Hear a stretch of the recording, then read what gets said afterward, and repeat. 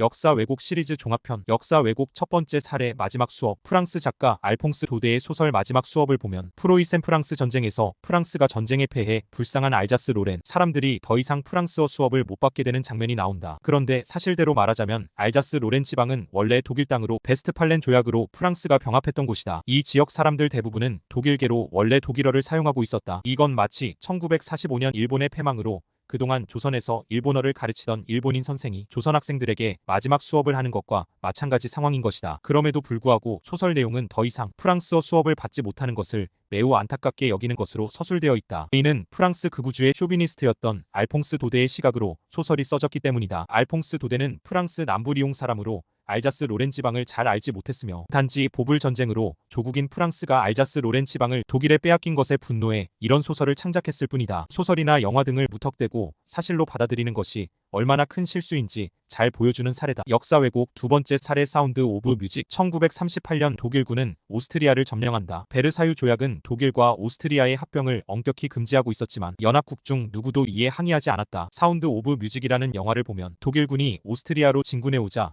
폰트랩 대령과 아이들이 마리아 수녀와 함께 독일군을 피해 알프스를 넘어 스위스로 도망가는 장면이 나온다. 그러나 독일어를 쓰고 독일과 친밀감을 느끼던 대부분의 오스트리아인들은 독일군이 들어오는 것을 반겼다. 국경을 수비하던 오스트리아 군대는 기다렸다는 듯이 문을 열어주고 가는 곳마다 주민들이 손을 앞으로 치켜들고 하일 히틀러를 외쳐댔다. 건물마다 나치 깃발이 걸렸고 거리의 시민들은 꽃다발을 들고 환영했다. 군대를 따라 오스트리아에 들어온 히틀러는 군중들의 열광에 정신을 잃을 정도였다. 다음 달 10일에 치러진 오스트리아 국민투표에서 99%가 합병을 찬성했다. 오스트리아인들 중에 폰트랩 대령 가족 같은 사람은 없었다고 봐야 한다. 사운드 오브 뮤직은 아름다운 영화지만 이 영화를 토대로 오스트리아인들 중에 독일에 저항하는 사람이 있었다고 생각하는 것은 큰 착각이다. 역사 왜곡 사례 세 번째 300. 페르시아 영역하의 이오니아 도시들이 반란을 일으켰을 때 아테네가 반란을 도와 페르시아를 공격한 것이 페르시아 전쟁의 원인입니다. 침략은 그리스가 먼저 한 셈입니다. 전쟁을 피하기 위해 다리우스 1세는 폴리스들에게 항복의 표현으로 물과 흙을 바치라고 합니다. 대부분의 도시들이 이 요구를 수락하지만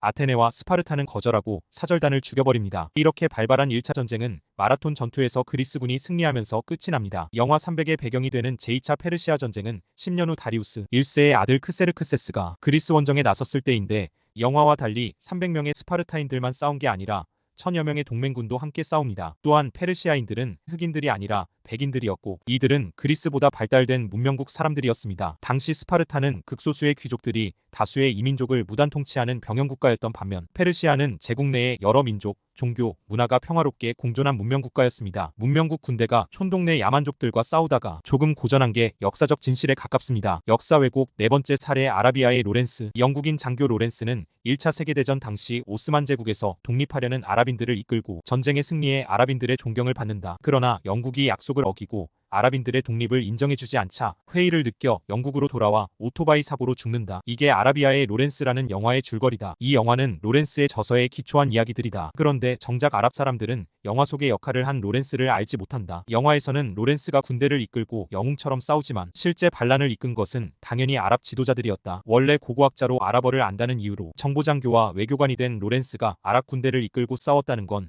진실과 너무나도 거리가 멀다.